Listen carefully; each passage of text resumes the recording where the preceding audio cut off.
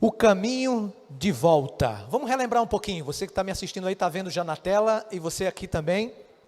Deus, ele cria o universo. Uma recapitulação dos 3 últimos assuntos.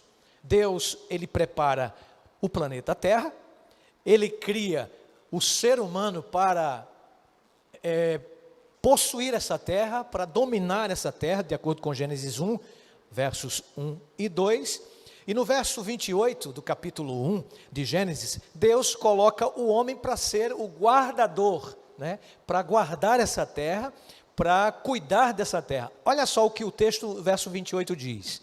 E Deus abençoou Adão e Eva e disse a cada um deles, sede fecundos, multiplicai-vos, enchei a terra e sujeitai-a, dominai sobre os peixes do mar, sobre as aves dos céus e sobre todo animal que rasteja pela terra. Olha, o homem foi criado por Deus por último e de propósito. Deus criou os animais domésticos, Deus criou os animais selváticos no 6º dia, e no finalzinho, né, do 6º dia, ele cria o ser humano para colocar os pontos nos is. Isso não quer dizer que estava desorganizado o planeta Terra, mas Deus, ele coroa a sua obra criativa, criando o próprio ser humano, para que o ser humano pudesse guardar, pudesse cuidar, pudesse dominar tudo e todas as coisas aqui debaixo do sol, aqui na terra. Por ele, Deus deu esta autonomia, Deus deu essa possibilidade para que os nossos primeiros pais pudessem gerir este planeta. Por quê? Ele recebe o domínio de Deus. A palavra para reinar, né, no hebraico, domínio, é hadha. Hadha. E esse hadha significa reinar sobre. Então veja só, tem gente que diz, já passamos por isso, o pastor que me sucedeu, me substituiu, por exemplo, na segunda noite, se não me falha, foi o pastor Jean, lá de Botafogo, né?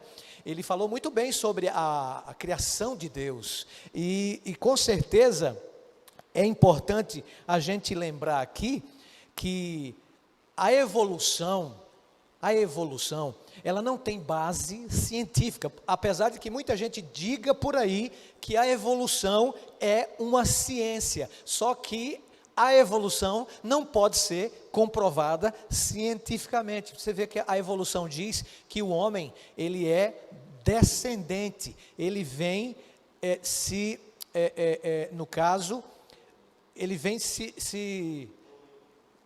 evoluindo. Na verdade, essa palavra estava longe, né?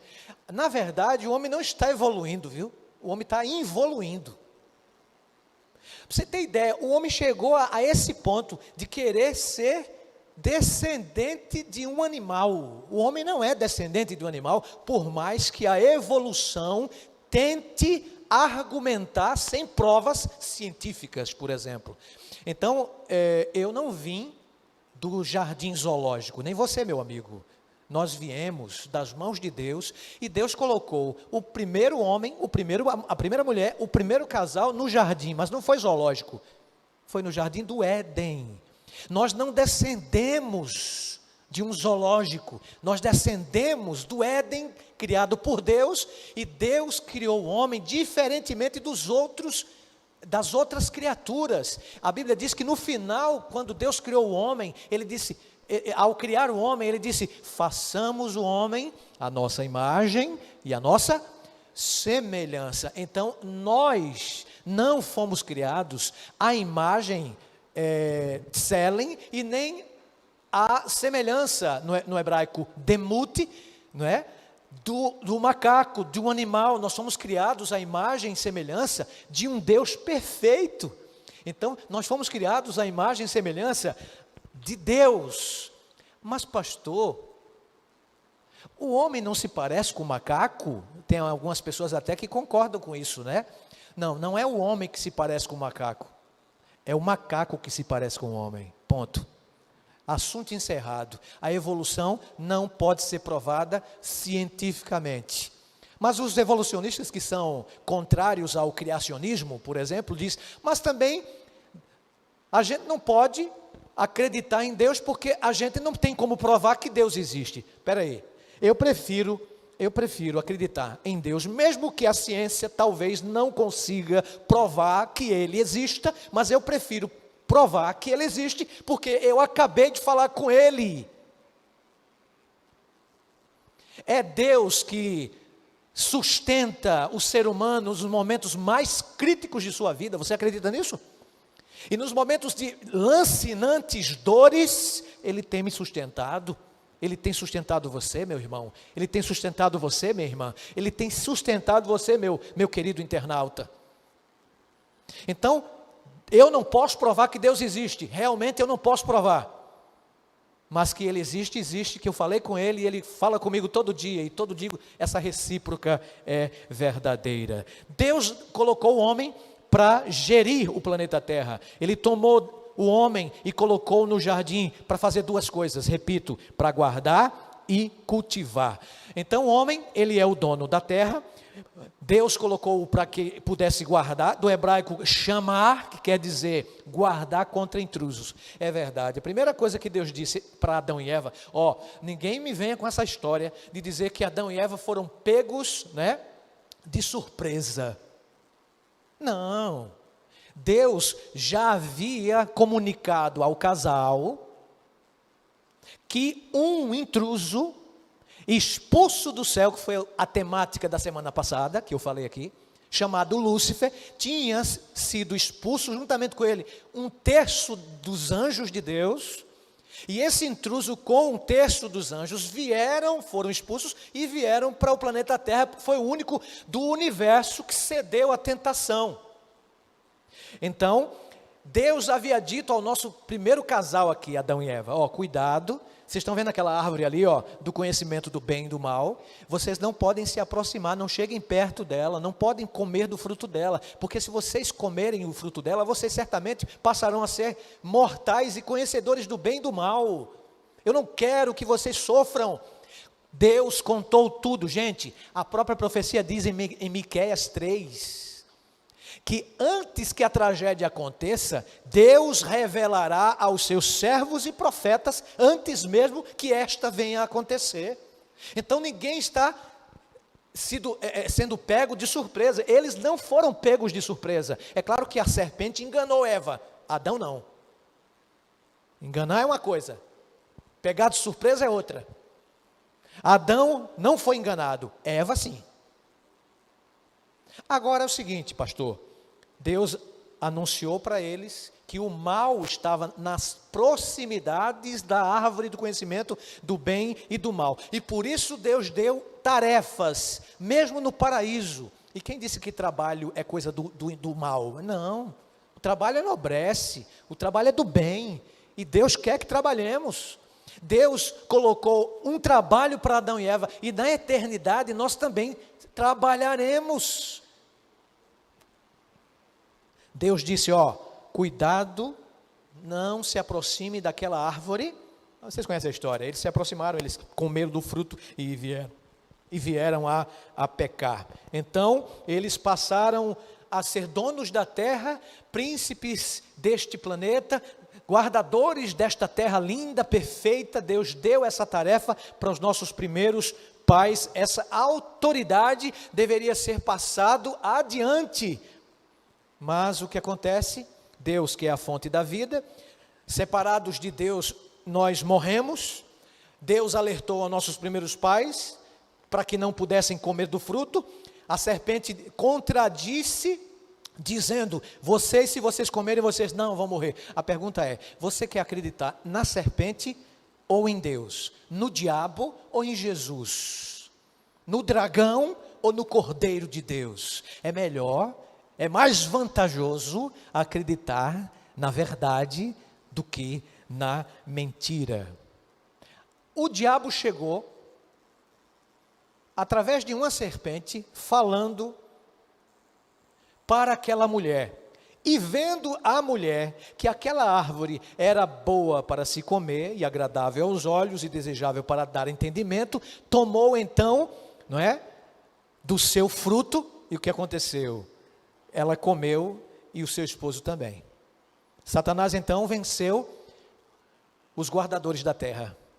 Olha a tragédia que aconteceu.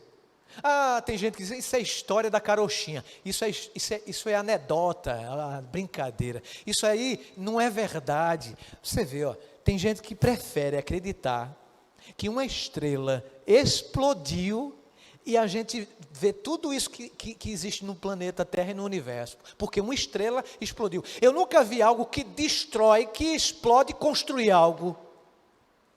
Pois tem gente que prefere acreditar, né, que o mundo passou a existir, o universo passou a existir através de uma explosão, e o homem passou a existir através de uma explosão, e uma mulher passou a existir através de uma explosão. Eu prefiro acreditar pela fé. Eu acho que a pessoa, para poder acreditar que o mundo e o universo foram criados por uma explosão de uma estrela, eu acho que para poder ter fé nisso aí, eu acho que tem que ter mais fé nisso do que acreditar que Deus criou tudo e todas as coisas. É verdade ou não é? A gente precisa ter mais fé em acreditar em algo que não existe, como muitos acreditam. Mas, a Bíblia diz que o mundo caiu em desobediência em pecado por causa dessa desobediência dos nossos primeiros pais. Agora, se Cristo salvar o homem, olha a sinuca que Deus foi colocado. O diabo venceu o primeiro capítulo da história humana, derrubando-o através da desobediência. Aí por que Deus é colocado em sinuca nesse detalhe aqui? Uma sinuca mesmo. Porque se ele salvar o homem, o que acontece? Será acusado pelo diabo de que nem Deus cumpre as leis que ele estabelece. Porque ele disse assim, se você comer, você está desobedecendo. Ora, se você desobedecer, você vai morrer. Aí o que acontece? Se ele salva o homem, ele vai ser acusado pelo diabo de que nem ele mesmo cumpre suas leis. Agora, se ele não salva o homem e condena o homem à morte, o diabo vai acusar Deus de quê? E aí, que Deus é esse? Deus é perverso. Vocês lembram de Maria Madalena e Jesus? Quando Jesus, alguns teólogos dizem que aquela mulher adúltera do capítulo 8 é Maria Madalena, tá?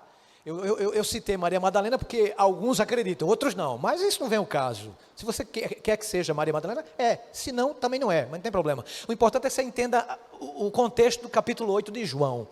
João diz a história da mulher adúltera, né? Para não confundir e não deixar alguém sem dormir essa noite. A mulher adúltera, né, foi levada até Cristo. Cristo olha para a mulher olha para baixo, de vergonha, porque os fariseus e escribas acusaram-na de adúltera, ou de adultério, porque foi pega em flagrante, e chegando lá, eles queriam saber qual era a postura de Jesus, a decisão de Jesus. E ele já tinha uma na agulha, né? Já tinha uma na agulha. Eles pensavam assim, se ele disser que deve apedrejar, ele não é Deus não, porque que Deus é esse? Deus não é misericordioso? Não é Deus de graça? Agora, se ele disser, não, eu estou dizendo que não é para apedrejar, não é para matar, aí a gente vai dizer que ele está sendo contra os próprios preceitos da lei do Antigo Testamento. Olha que sinuca Jesus foi colocado, assim como Deus no início do mundo. Então, o que é que Deus fez?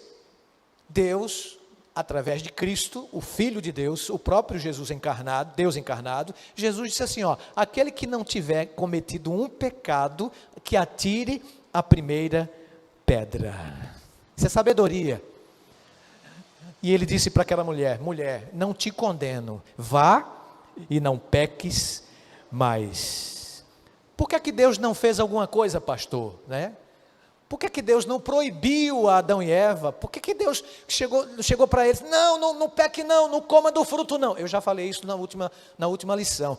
Deus, ele não quer robôs, não quer criaturas dominadas como videogames, como computadores. Deus criou-os com pensamento, com poder de livre escolha, de livre arbítrio. Deus fez, o homem fugiu, mas Deus não. Deus foi em busca de Adão. Adão, a primeira coisa que Adão e Eva fizeram quando pecaram foi o quê? Se esconder atrás de uma árvore. Deus foi atrás deles. Deus, ele toma sempre a parte que o homem deveria, né? A primeira parte, o pontapé inicial vem de Deus. O primeiro passo não é do ser humano, não. Quando o ser humano se entrega a Cristo, não é porque ele se entregou primeiro, não, foi Deus que se entregou primeiro. Na verdade, não é o homem que aceita Jesus. Antes, Deus, Jesus Cristo é que aceita o ser humano do jeito que está. Então, quando você diz assim, eu aceitei Jesus, eu aceitei a Jesus porque Ele me aceitou primeiro. Eu amei a Jesus porque Ele me amou primeiro. Amém? Então, eles ouviram a voz de Deus, porque Deus estava chamando ali, Adão, Eva, onde vocês estão? Então, aqui mostra um Deus de relacionamento, um Deus de empatia, um Deus de conversa, um Deus de diálogo, tá? Ele se ofereceu. Ele tomou a iniciativa, o pontapé inicial foi dele. Ele se ofereceu para morrer em nosso lugar. E o verso que resume o plano redentivo é João 3,16. Vocês podem ler na tela comigo. Porque Deus amou o mundo de tal maneira que deu o seu Filho unigênito, para que todo aquele que nele crê não pereça, mas tenha a vida eterna. Ele amou e ele cumpriu a lei. Ele amou os seus filhos, e ele veio para obedecer, e ele foi cumpridor das Escrituras. A raça humana deveria morrer, mas o que é que ele fez?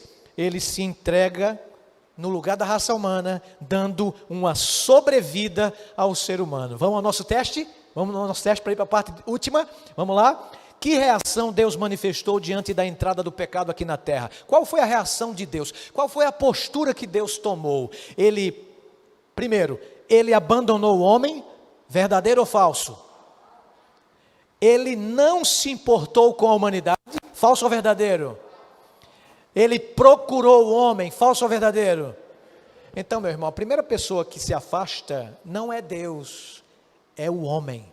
O homem peca e ele se afasta. Na verdade, ele se afasta de Deus, porque, na verdade, quando nós transgredimos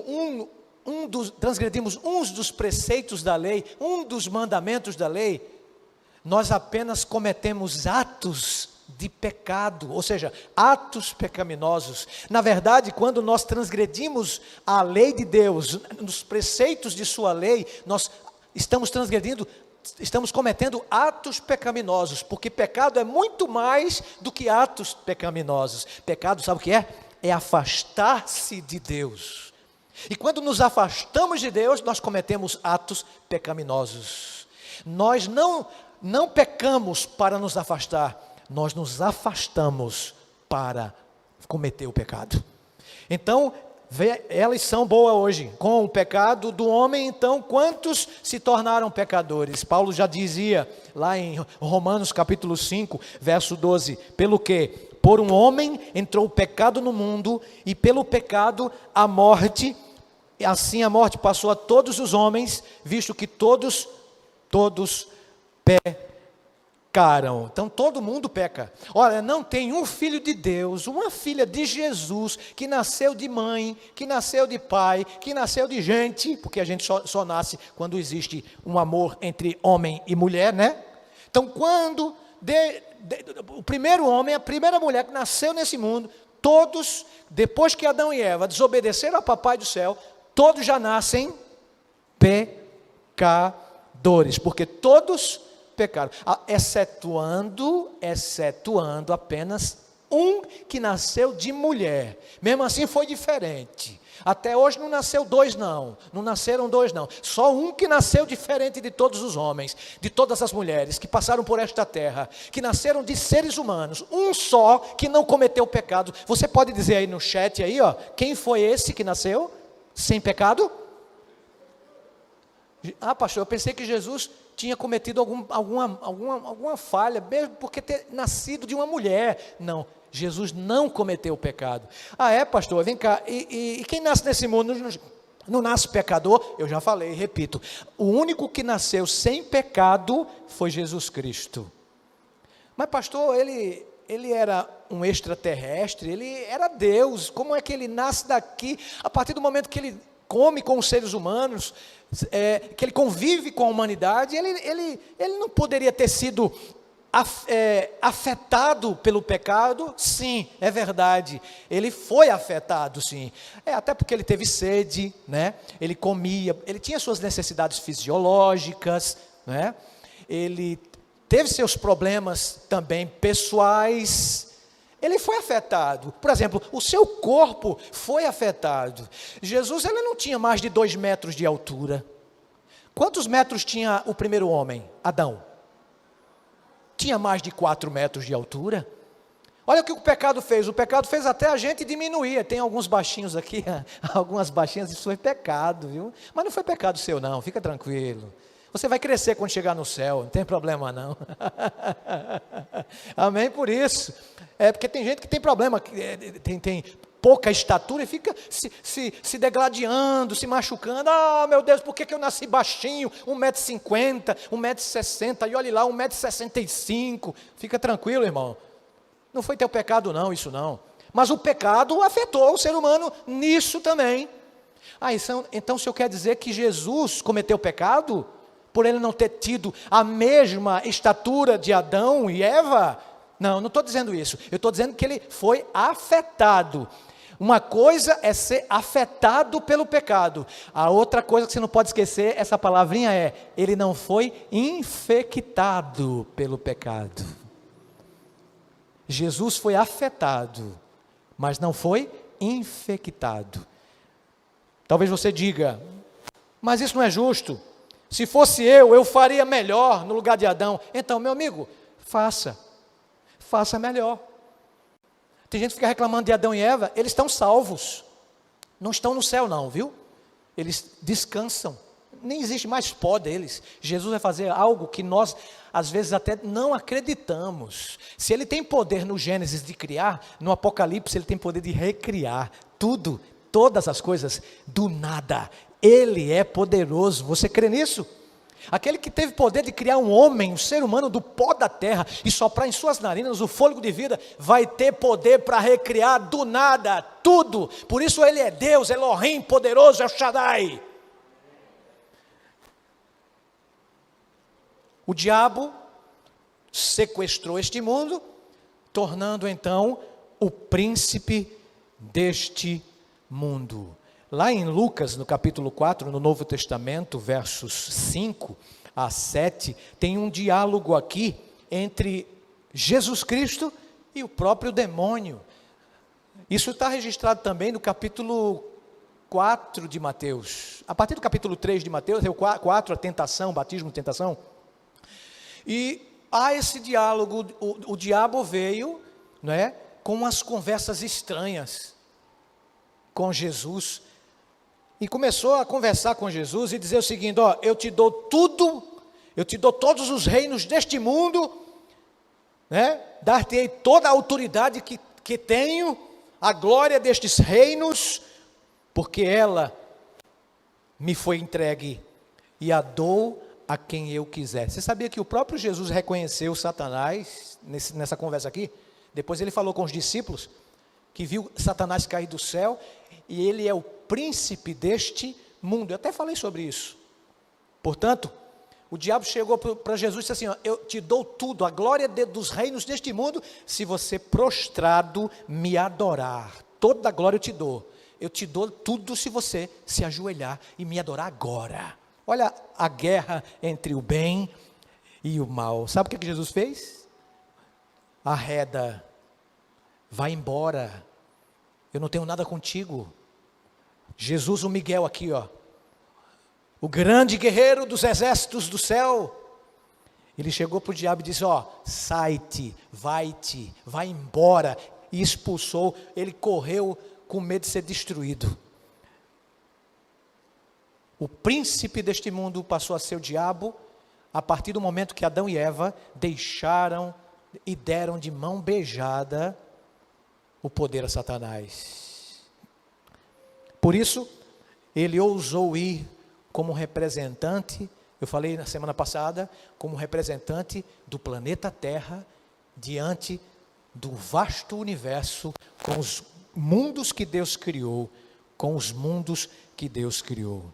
Agora, meu irmão, quando quiser reclamar de Deus, você tem que se lembrar de uma coisa: Satanás, ele roubou esse planeta dos nossos primeiros pais, como príncipe se tornou deste mundo, porque ele é o acusador e causador do ser humano, ele é o acusador do ser humano e causador do tudo que é mal. Agora, por que Deus não evitou criar Satanás? Já falei sobre isso, por várias razões. Se tivesse evitado, a liberdade de escolha seria uma farsa. Então Deus, ele criou tanto Satanás, ou melhor, tanto o anjo Lúcifer perfeito, quanto os outros que também foram embora e foram expulsos do céu, aqui para a terra vieram, e também os outros 2/3 que ficaram. Uma boa notícia para você: se você fica desanimado e às vezes decepcionado e pensando, pastor, a gente é a minoria, minoria coisa nenhuma. Eu comecei a palestra da semana passada lendo um texto mostrando a quantidade de anjos que Deus criou. Vocês lembram a quantidade? Dá para mensurar? Não dá. Qual foi a quantidade? Miríades de miríades, milhões e milhões, incontáveis. Nós não podemos mensurar, nós não podemos quantificar o tamanho do exército que Deus criou perfeito. Só que 1/3 dos anjos, juntamente com Satanás, foram expulsos para a terra. Lembram? Espera aí, 1/3. Então vamos lá, vamos contar, vamos fazer conta agora aí. Quanto é 1/3 de 100? Bora, matemáticos. Cadê o pessoal do chat? Está todo mundo dormindo. O pessoal tem um costume de liga só no início e depois volta no final para dizer boa noite. O povo é malandro. Não é brinquedo não, não é brincadeira não. Estou brincando com vocês, viu? Mas às vezes essa brincadeira tem verdade. É ou não é? Acorda aí, pessoal. Ajuda aí o pastor aqui a pregar. Ajuda aqui. Quanto é 1/3 de 100? 33, isso mesmo, isso aí. Agora vamos dizer assim, você sabe a quantidade de anjos que Deus criou? 1/3 de milhões, 1/3 de miríades, 1/3, junto com Lúcifer, foram expulsos para a terra. Eu pergunto, foi 1/3, os outros 2/3 não foram rebeldes, como aquele 1/3. Então nós temos 3/3. Foi expulso. Os 2 continuaram do lado de Papai do céu, de Cristo, do Espírito Santo. Isso quer dizer o quê? Que nós temos à nossa frente, à nossa retaguarda, à direita e à esquerda, à nossa disposição, a maior parte dos anjos de Deus conosco. Então nós não somos minoria. Por isso que Deus não destruiu. Porque se Deus tivesse destruído Lúcifer no início, o que aconteceria com os 2/3? Lúcifer tem razão. Ele expulsou-os porque, se não obedecemos a Deus na força, como Ele quer, e não por amor, então a gente vai ser destruído. Então Deus é sábio demais para errar e bom demais para cometer alguma coisa ruim com seus filhos. Qual é a condição da natureza humana, meu irmão? Depois que o homem pecou, qual é a condição? A Bíblia diz que antes do pecado, o homem, ele era bom. Depois que o pecado entrou, o homem passou a fazer o quê? A ser mal, a gostar de tudo que não presta. É mais fácil a gente fazer o que é errado ou o que é certo? Me diga aí, seja sincero. Olha o que Paulo diz, porque não faço o bem que eu quero, mas o mal que eu não quero, esse faço.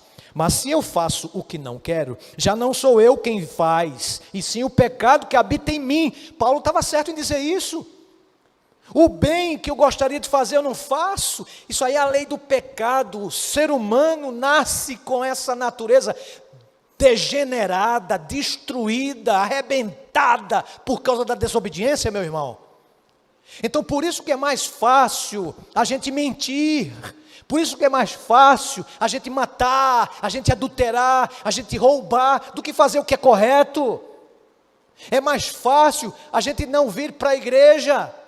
É mais fácil a gente não guardar os mandamentos de Deus. É muito mais fácil, porque isso não vem da natureza espiritual que Deus coloca dentro de nós, quando nós entregamos a Ele a vida.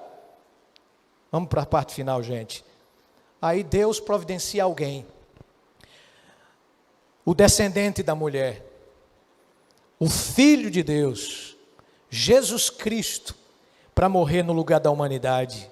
Ele é o único ser, único, que pode mudar a natureza humana. E as palavras são verdadeiras de João 8,32. O próprio Cristo, que tem esse poder de transformar vidas, disse: conhecereis a verdade, e a verdade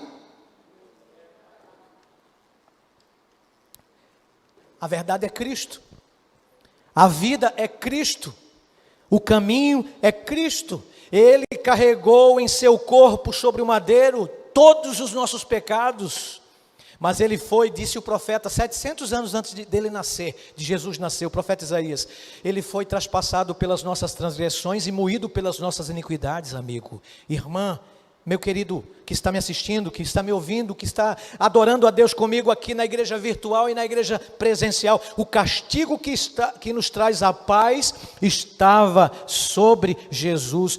A Bíblia diz que nós andávamos desgarrados, como aquelas ovelhas, não sabia para onde ir, né?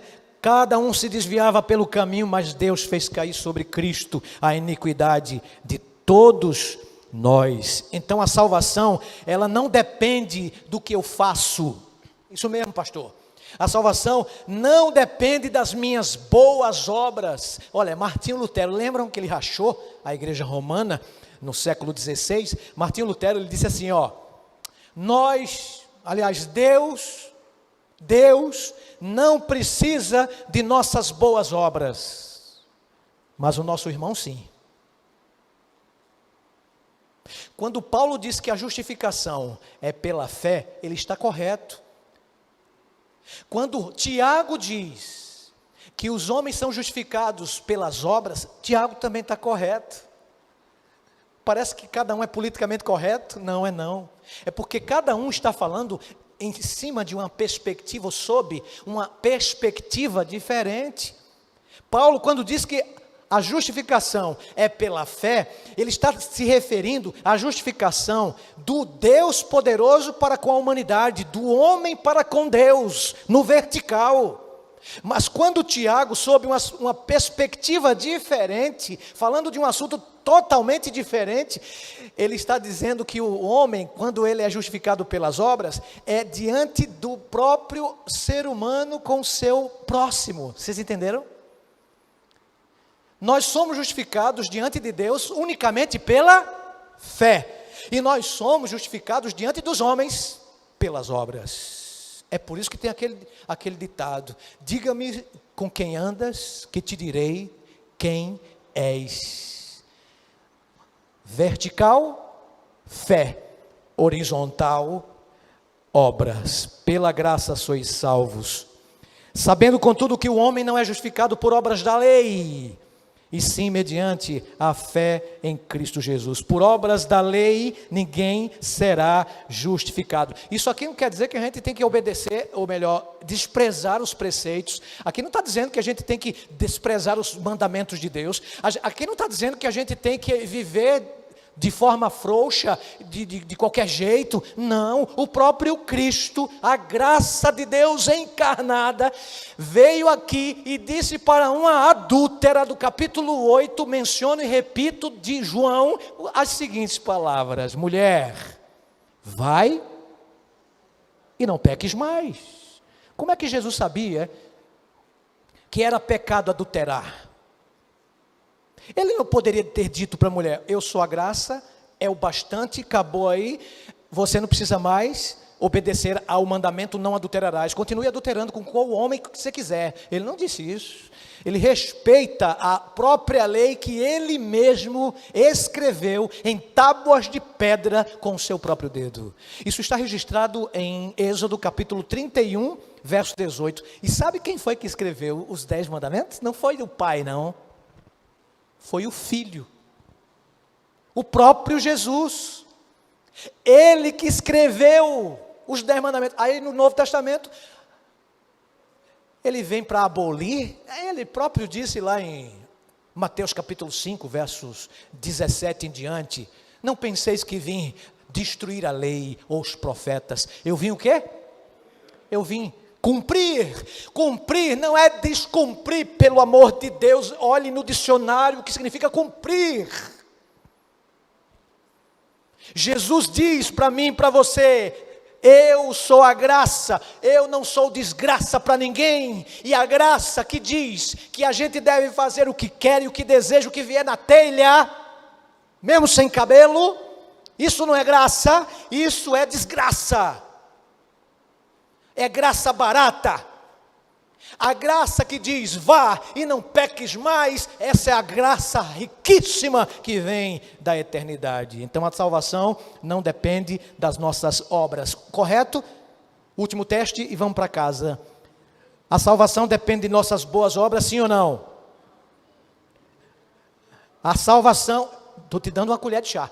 A salvação depende das nossas boas obras, sim ou não? Não. X, não. Não depende, depende de Jesus. Como o homem pode alcançar a salvação, pastor? Deus nos deu a salvação. Deus nos deu o caminho. Deus nos deu a verdade. Deus nos deu a vida. E a vida eterna é Jesus. Aquele que tem o Filho, diz a Bíblia, tem a vida. Aquele que não tem o Filho, Deus não tem a vida. Pense em Jesus Cristo nos momentos difíceis lá no Getsêmani. Pense no peso dos pecados de toda a humanidade, de todos os homens que o aceitaram e o aceitariam, foi colocado sobre ele. Isso mesmo. Ele até pediu 3 vezes: Senhor, eu não quero me afastar de ti, mas se for da tua vontade que eu não beba, mas que se for da tua vontade que eu tome esse cálice. E ele tomou o cálice que estava transbordando, e esse pecado que ele não cometeu, mas que os seres humanos cometeram, esses pecados todos foram carregados por um homem santo. Se existe um crime que Jesus cometeu, meu irmão, você acha que Jesus cometeu algum crime? Responde aí para mim. Jesus cometeu algum crime? Crime? Não. Se existe um crime que ele cometeu, sabe qual foi? Foi esse aí, ó. Levar todos os nossos pecados sobre si. Agora eu entendo o que significa fazer-se pecado em vez de cometer pecado. É diferente. A Bíblia diz que Jesus fez-se pecado por nós, mas ele não foi infectado, ele foi afetado. Ele levou sobre si os nossos pecados. Então o pecado, ele faz separação entre Deus e o homem, entre o homem e o homem, e entre Deus e Deus. Como é isso aí, pastor? O pecado faz separação entre Deus e Deus, separou Deus do seu Filho, Jesus que é Deus. O pecado faz separação entre o homem e Deus, e o pecado faz separação entre o homem e o homem. É o pecado que nos separa um dos outros. É a inveja que faz separação entre nós seres humanos. O pecado separa Deus do próprio Deus. Jesus se separou de Deus, Deus se separou do seu Filho por causa do pecado. E é o pecado que faz separação entre Deus e a humanidade. O homem e a natureza, né? Lembrem-se disso. O homem passou a receber os impactos diretamente do pecado. O homem passou a se afastar de Deus, da própria natureza. E eu termino dizendo para você: o que você acha que ele está dizendo hoje? Lá na cruz, ou melhor, antes, uma quinta-feira à noite, ele disse: se for possível, abolir a lei e salvar o homem sem que eu tenha que morrer para pagar o preço da lei, Senhor. Faça. Mas Deus se calou. Ele estava dizendo: não, meu filho, não é possível. Você vai ter que pagar o salário, a paga do pecado. E sabe qual é? Conforme Gálatas 6, a paga do pecado, o salário do pecado é a morte. Se Jesus falhasse, meu irmão, minha irmã, o pecado se estenderia por todo o universo que não caiu. Aqueles mundos não caídos, que Deus criou seres perfeitos. Mas Jesus, louvado seja Deus, a Ele, ao Espírito Santo, Ele não caiu, Ele não tropeçou, Ele não pecou. Ele disse na cruz: acabou, está consumado. Aquele grito foi um grito de desabafo. O universo todo recebeu esse eco, ecoou por todo o vasto e grande universo. Houve uma mistura de alegria e de tristeza, houve uma mescla, houve um misto de lágrimas e de risos. Deus não aboliu o seu mandamento, mas guardar a lei não salva ninguém, pastor. É verdade. O nome disso é a graça maravilhosa de Deus. Domingo que vem eu vou falar sobre o caminho da felicidade. Você quer saber qual é o caminho da felicidade? Então não perca. Domingo que vem, para a honra e glória de Deus, estaremos de volta. Mas eu quero deixar com vocês essa última frase. E essa última frase que não quer calar. Ela diz assim, ó: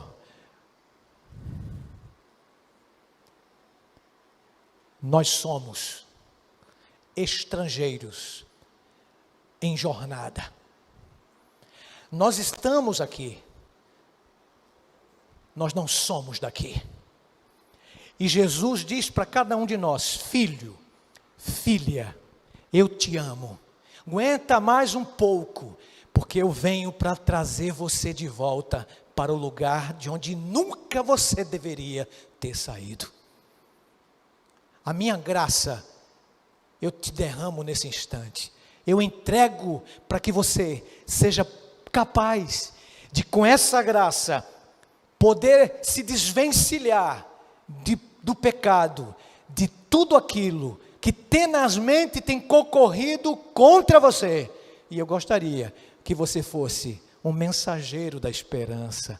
Transmita a esperança para as outras pessoas e faça isso. Vamos fazer isso? Enquanto você ouve, você pode ir no chat aí no YouTube, onde quer que você esteja, diz assim: pastor, eu quero ser mensageiro da esperança. Eu quero propagar, espalhar a esperança para o maior número possível de pessoas. Você quer dizer isso comigo? Quer fazer agora? Enquanto você ouve e assiste esse clipe, entregue-se totalmente nas mãos de Cristo.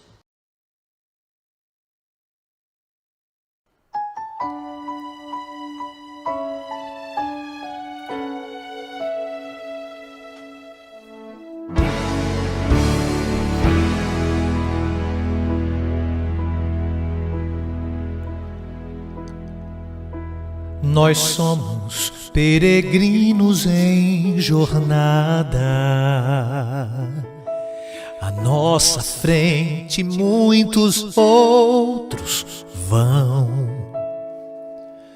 unindo-se aos fortes, encorajando os fracos. Suas vidas são exemplos vivos de Deus e seu amor. Milhares que nos cercam, observando estão. Sigamos a jornada com vigor, pois aqueles que passaram, seu exemplo nos deixaram, e a tocha da verdade está agora em nossas mãos.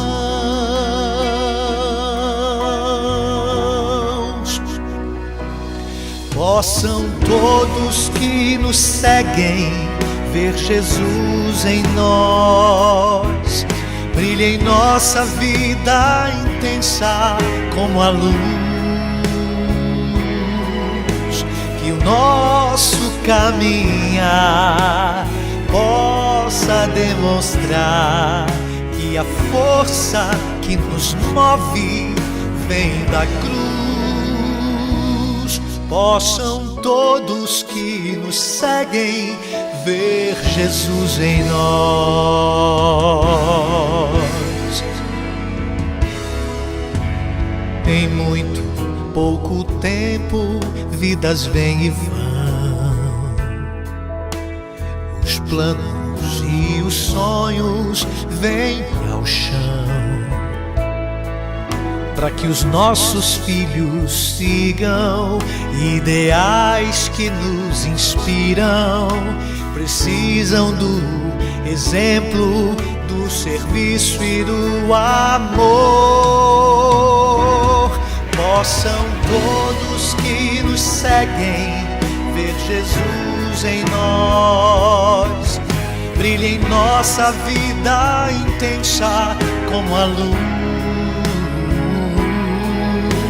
que o nosso caminhar possa demonstrar que a força que nos move vem da cruz. Possam todos que nos seguem ver Jesus em nós, brilha em nossa vida intensa como a luz, que o nosso caminhar possa demonstrar que a força que nos move vem da cruz. Possam todos que nos seguem ver Jesus em nós.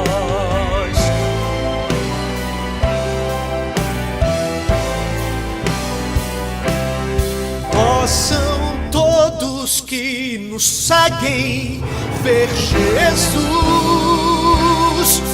em nós.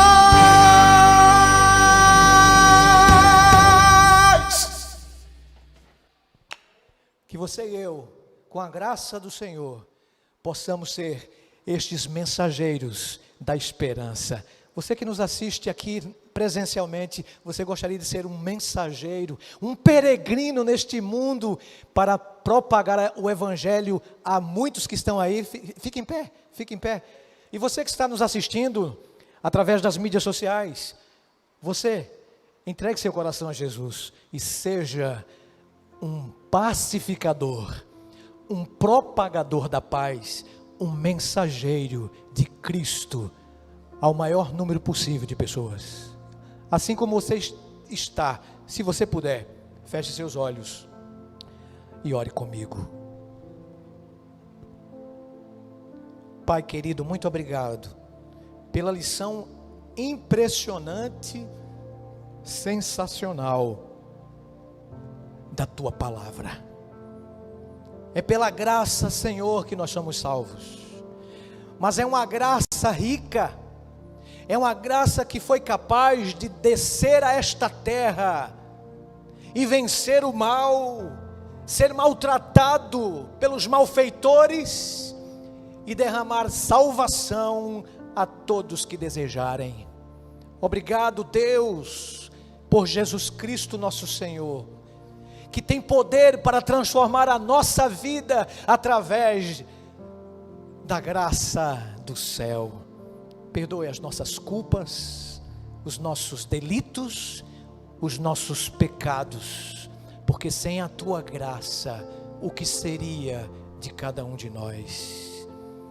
Abençoe cada um, dá-nos uma noite de muita graça, de muita paz, pois Te oramos agradecidos, Em nome do Filho de Deus, o Cordeiro que tira o pecado de todos, o Emanuel, o Deus eterno, o Príncipe da paz, o Pai da eternidade, o caminho, a verdade e a vida. Em nome dele, nos despede, nos dê um bom descanso. Amém. Amém e amém. Você que está no presencial, um ótimo descanso, bom regresso para a sua casa. Você que está em casa, no conforto do seu lar, Deus te abençoe, uma boa semana, que o Espírito Santo esteja com você. Até domingo que vem, um abraço, tchau.